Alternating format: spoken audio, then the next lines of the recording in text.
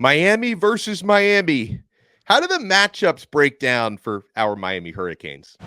You are Locked On Canes, your daily podcast on the Miami Hurricanes, part of the Locked On Podcast Network, your team every day.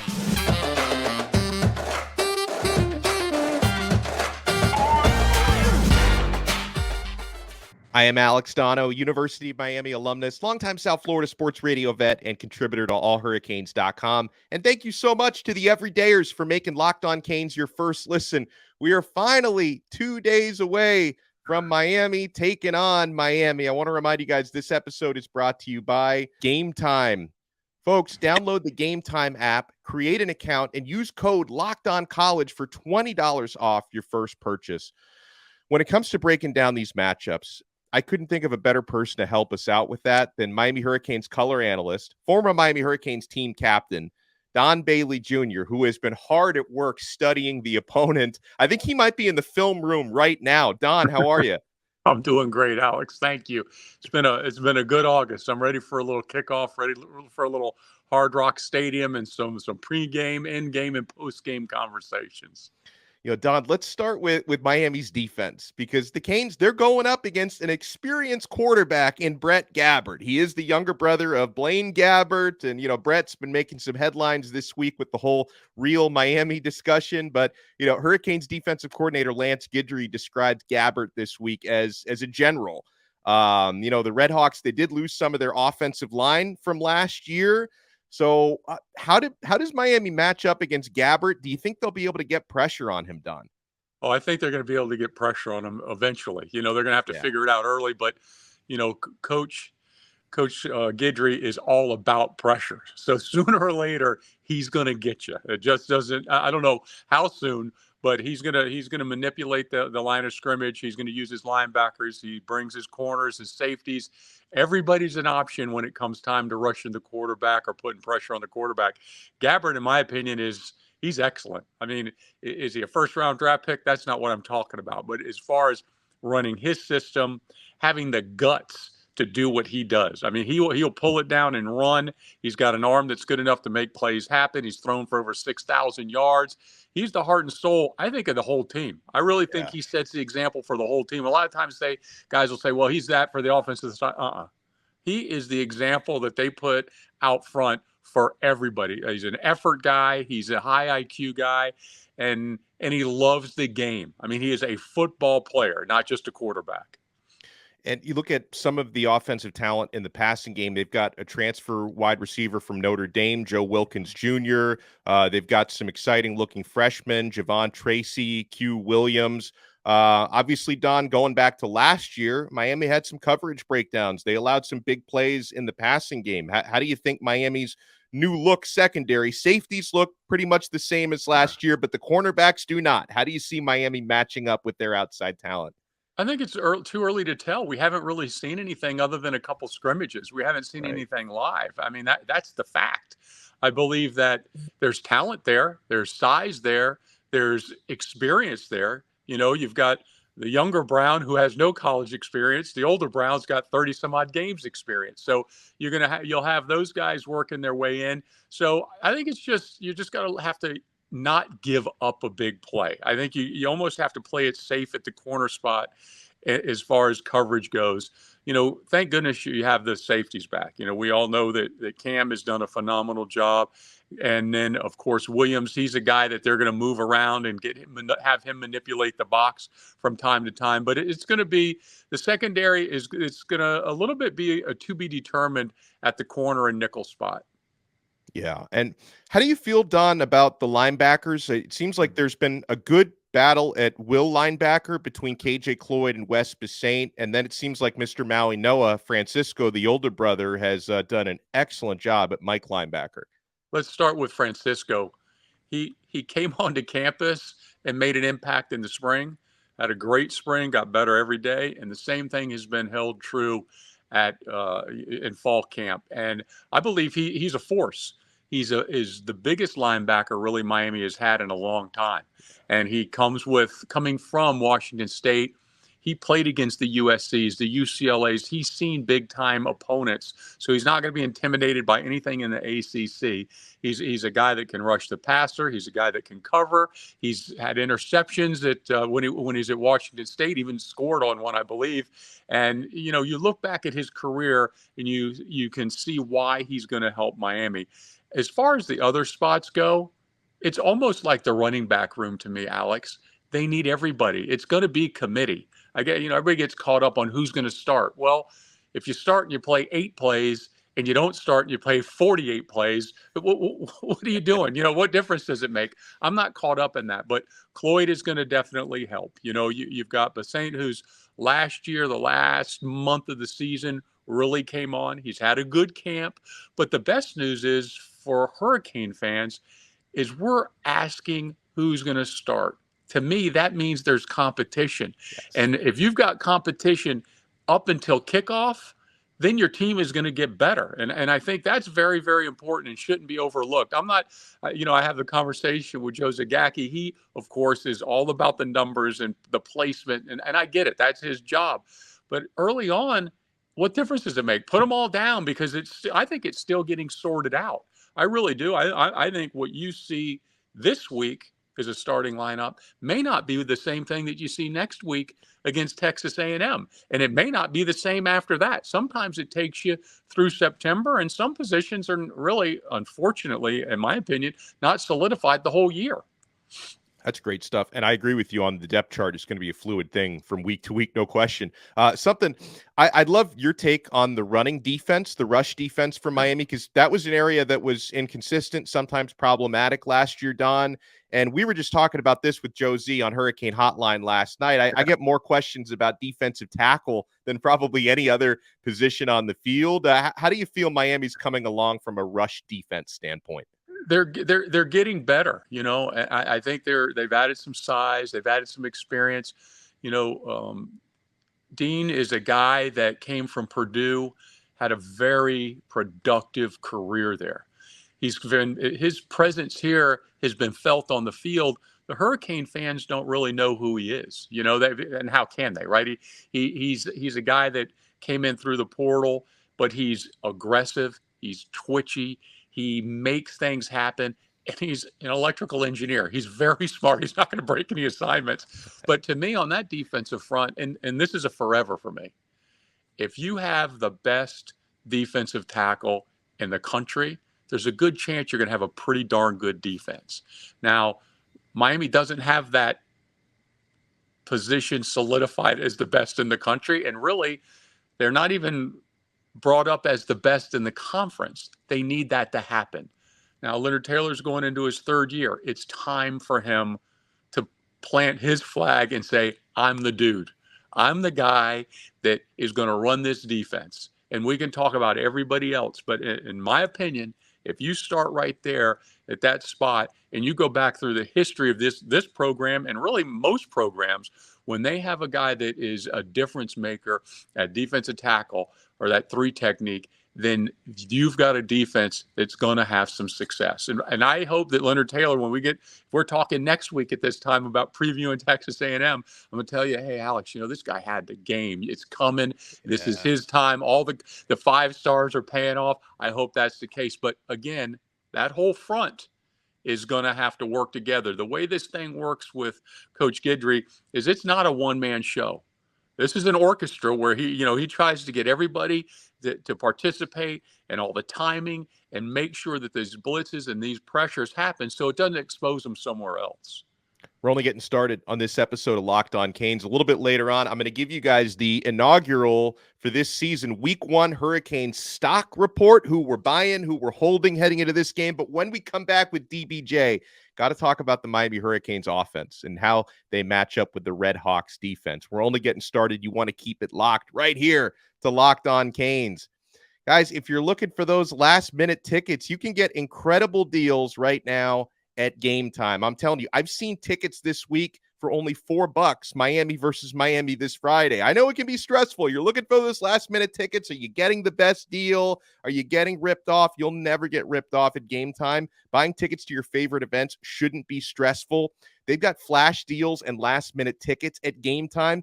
easy to find and buy tickets for every kind of event in your area. You go by your location, they give you all the top events in your areas. They even give you images of the seat views you're going to get. So forget planning months in advance. GameTime has deals on tickets right up to the day of the event. Get exclusive flash deals on tickets for football, basketball, baseball, concerts, comedy, theater, and more. The GameTime guarantee means you'll always get the best price. If you find tickets in the same section and row for less, GameTime will credit you 110% of the difference.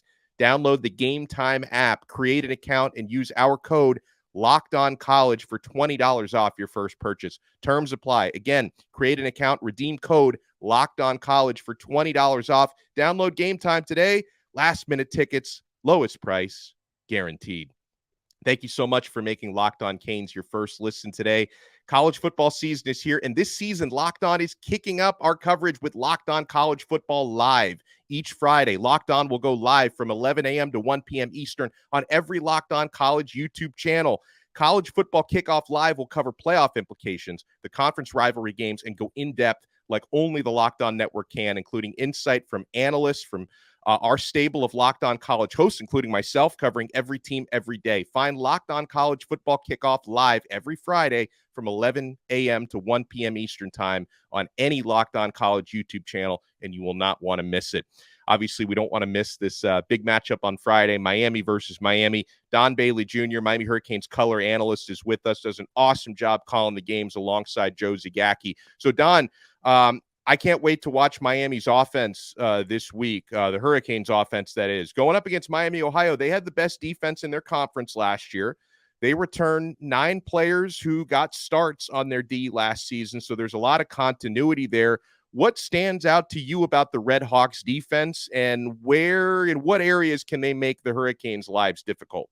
I think the line of scrimmage. They've got experience on the line of scrimmage. They're big. They're active.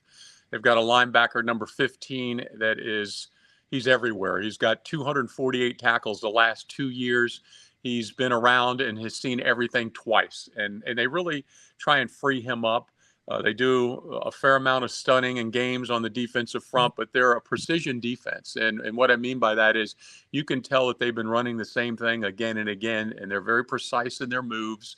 And they're not going to sit still, especially in second and long, third and long downs, and let you get a beat on them. They're going to move around and try and create issues. And the problem for everybody in week one is nobody's got any tape on anybody. You're going off of what happened last year's personnel. That's Miami too. They're going off of what they think Miami's going to do. Miami's got new coordinators and 40 new players on the football team. They're trying to plug in those things as well. But the same thing for Miami of Ohio. Defensively, they're well coached, they're sound, and I think Miami can make some headway in the running game, but I also think that they can make some headway on the long ball. And that's a perfect place to jump a little bit deeper, Don, because a word we've heard a lot going back to the spring is vertical, right? Kevin Beard has said it. A lot of Miami's receivers have said it. They want to go vertical, and they've got one of the fastest receivers now in the country, and Tyler Harrell, who runs a 4.24 in the 40-yard dash. Are you seeing signs of that vertical passing game in practice, and do you think the matchups this weekend could play into some big plays? I think there's some of them will, but I don't want to disappoint anybody. Miami's not going to go vertical if vertical's not there. Right. I mean, they're just not going to walk out and say, we're a vertical team. We've got a 4.240 guy. We're just going to do that. That's not how it works. It works with Shannon Dawson finding what he can take and what they're giving, not force feeding a philosophy that the fans want to see. And yes, Miami has gone deeper in practice. Yes, they've had success at it. Yes, it's going to happen. But that's not the offense. The offense, the focus is first downs, productive on first and second down, making it third and manageable. The thing that comes with this air raid title is everybody thinks it's all over the field and it's not calculated. That's not the case. This is a calculated offense, and they have a run mindset. Let's remember that. And the best thing there is to set up this vertical game is a running game. So we better hope for the run, and then you'll get your wish vertically. You mentioned earlier running game by committee. That's the way Shannon Dawson described it, and that's a really good committee. I mean, there are some guys we've seen before. I mean, Henry Parrish was Miami's most consistent back last year. We haven't really seen Don Chaney in a couple of years, but he's back healthy. And Don, I'm really excited for some of the new guys because this A.J. Allen has impressed me left and right. And Mark Fletcher, I think he's going to score a lot of touchdowns because he's their biggest guy to use in the red zone. Yeah, I like him too. We can start there. I mean, he's big. You use the word fluid. That's a good way to describe him. I mean, it never looks difficult to him, and that's the sign of greatness to me, especially when you're a true freshman. So I think he's going to get some burn. AJ Allen has come in here and he makes some explosive plays. Now, I'm not telling you he's got that long speed that maybe you would hope would happen, but he's going to absolutely help Miami. And he comes from a Nebraska program, which played in a lot of big places and played a lot of big games. And, Henry Parrish is a guy that, he just won't go away. And you don't want him to go away. I think what's special about him is he has great hands. He proved last year here that he is reliable, doesn't lay the ball on the ground, and he blocks, and he can make it happen for you. And then after that, you're going to see everybody else. You see the rest of the committee, and I think it's situational too, Alex. I mean, they're going to, after this week and for sure after next week, Miami's going to have a good feel of what guy fits where, and then you'll start seeing guys get plugged in a more consistent basis. Last thing for you, what have you seen from Tyler Van Dyke in camp and his development? I see comfort level. I really do. The arm is the same. The arm's been good. He's trimmed down a little bit, right? I mean, his body looks a little different than it did last year and the year before. But I see that he's comfortable. I see that he has a grasp of the offense. I see that he and Shannon Dawson have great communication skills together. There's never anybody that looks confused or, Tyler's not scratching his head or have his finger in his ear hole going, what, I didn't hear you. He understands what he's supposed to do. And, you talk about the season. The number one thing for this season is Tyler Van Dyke being healthy. Tyler Van Dyke is healthy. Miami's going to have a chance offensively in every single game. This man is a true professional. He always does a great job on the game day calls. 560 WQAM. Don Bailey Jr., who's going to be on with Joe Zagacki on that call. Don, I can't thank you enough, my friend. Thank you so much for the time, and I'll see you Friday. You will see me Friday. And Alex Donno, anytime I can help you, you call. Huge shout out to Don. We're going to have the inaugural Canes Week 1 stock report when we come back. Keep it locked right here to Locked On Canes. Thank you so much for making Locked On Canes your first listen today. And for the everydayers, if you want to take that everydayer experience to the next level, become a show VIP by signing up for our exclusive SMS texting community through Subtext. I include a link in the show description below. You get text messages directly from my phone to your phone with recruiting scoops, inside stories, practice updates, breaking news, one-on-ones. You can ask me questions on there, and you can try it completely free for 14 days. Click the link in the show description below. And then if you like it, after 2 weeks, you can opt in for $4.99 a month. We give you a lot of extra added value on there. Speaking of added value, the inaugural edition of this season, the Week 1 stock report. Now, since Miami hasn't played a game yet, we're not really selling on anyone, but we'll tell you who we're buying stock in, who we're holding or hodling. Hodl stands for hold on for dear life.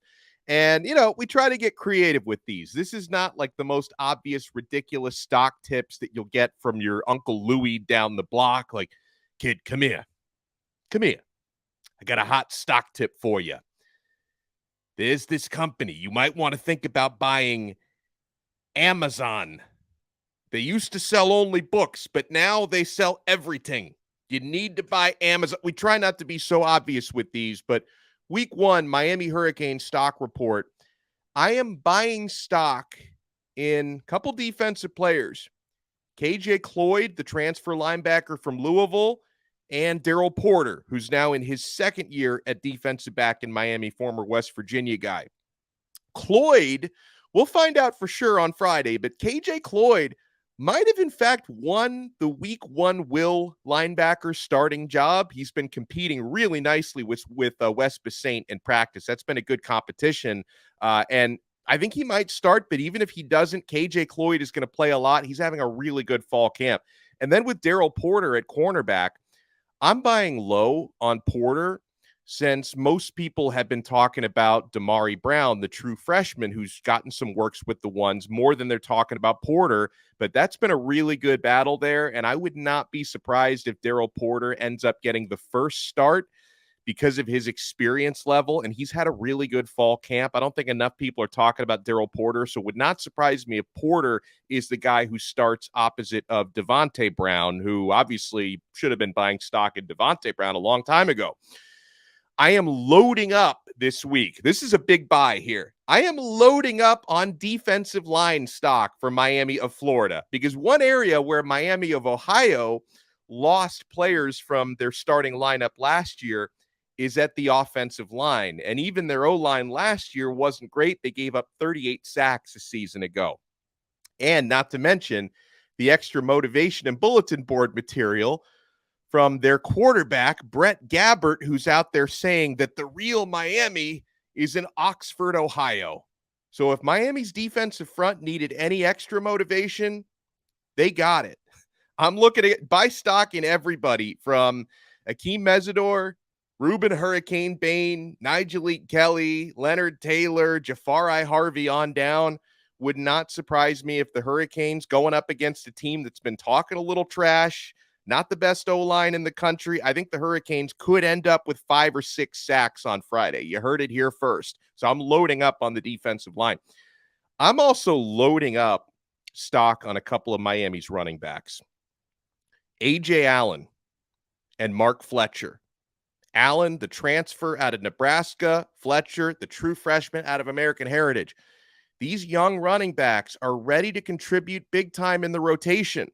I'm not 100% sure if A.J. Allen is going to start. He might. It's either him or Henry Parrish, but no matter how much, you already had Miami's offensive coordinator admitting to us on Monday that they've got so many backs who are playing well. It's going to be a running back by committee. So you know these guys are all going to get playing time, Parrish and Don Chaney included. Probably Chris Johnson will get some burn as well. But the guys who have really stood out to me in fall practice are A.J. Allen and Mark Fletcher. Fletcher's going to play a lot as well, and I think Fletcher's going to score a lot of touchdowns this year because he's going to get a lot of work inside the red zone and at the goal line. So I'm loading up on A.J. Allen and Mark Fletcher. I'm going to wait. Here's a couple I'm not buying yet, okay? Because I mentioned I'm not really selling anything because we haven't played a game yet, but there are a couple of areas where I'm not going to think about buying until proven otherwise. I've got to see something. So I'm going to wait to buy stock in Miami's run defense. That was a problematic area last year. We're getting some signs of encouragement there, but I need to see how that actually looks before I buy. You go up against Miami, Ohio. Their leading rusher, Keon Mose from last year, is back this year, and their quarterback, Gabbert, can run from the quarterback position. So I'm going to wait and see how Miami's running defense looks. Even though I think it's going to be better than last year, we'll see. Here's a stock that I'm holding or holding on for dear life because I was already buying this one months ago. I am holding my Tyler Van Dyke stock. Maybe I'll buy a little bit more this week because honestly, the moment that Shannon Dawson was hired was the moment we started buying TVD shares because I think this is an offense that's going to suit him really well. We know how much better the offensive line has gotten, the running back rotation we were just talking about. They've added some wide receivers. So I've already bought a lot of Tyler Van Dyke stock this offseason. I'm just going to be holding it for this week, okay? And here's, the last area where I'm definitely buying stock, and this is more of a characteristic than it is an actual human being, but I am buying stock in Yak. Yards after catch. Yards after catch is one of the foundations of the air raid passing scheme. That's something Shannon Dawson expects these guys to accomplish, getting open in space with a lot of real estate to run into. Miami has one of the fastest receivers in the country in Tyler Harrell. And then you've got guys like Jacolby George, Xavier Restrepo, and Shamar Kirk, who all have solid shiftiness and quickness to earn extra yards in space. Ray Joseph as well. Ray is really hard to tackle, and I think you're going to see some looks where Miami's got 4 wide receivers or 5 wide on the field, and Ray Joseph is going to get on the field some. The true freshman out of Miami Edison, he's going to make some plays. So I am buying stock in yards after catch. Now, heading into this opening game, we all know the 2 most important things. Win the game by any means necessary and try to get out of this one injury-free. That's our hope and our prayer heading into every single game this football season. But that is the week 1 stock report. Maybe week 2 we'll decide anybody we're selling, anybody else we're loading up on big. Huge thank you to Don Bailey Jr. for joining us, and huge thank you to all of you guys. Thank you so much for making Locked On Canes your first listen. Make sure if you're watching us on YouTube, you smash that like button. You hit that thumbs up button and subscribe to our channel. If you listen to the audio version, make sure you subscribe on Apple Podcasts, Spotify, Google, Odyssey app, wherever you get your pods, and leave us a 5-star review and a 5-star rating. And we will talk to you guys again next time on another episode of Locked On Canes, part of the awesome Locked On Podcast Network, your team every day.